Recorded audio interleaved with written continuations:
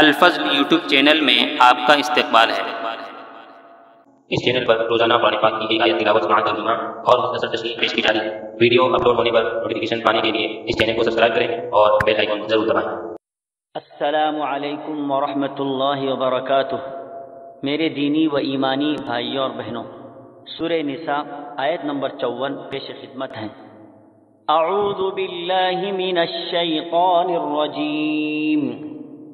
ام يحسدون الناس على ما آتاهم الله من فضله فقد آتينا آل إبراهيم الكتاب والحكمة وآتيناهم ملكا عظيما۔ یا یہ لوگوں سے حسد کرتے ہیں اس پر جو اللہ تعالیٰ نے اپنے فضل سے انہیں دیا ہے، بس ہم نے تو آل ابراہیم کو کتاب اور حکمت بھی دی ہے اور بڑی سلطنت بھی عطا فرمائی ہے۔ حضرات، گزشتہ آیت نمبر 53 اور یہ آیت نمبر 54، ان دونوں میں یہودیوں کے حسد کا تذکرہ ہے کہ یہ لوگ نبی کریم صلی اللہ تعالی علیہ وسلم اور آپ کے اصحاب سے کس طرح جلتے اور حسد کرتے تھے۔ یہ تو اللہ نے نبی کریم صلی اللہ تعالی علیہ وسلم کو دنیا کی امامت و رہنمائی عطا کی اور اقوام عالم میں اقتدار عطا کیا۔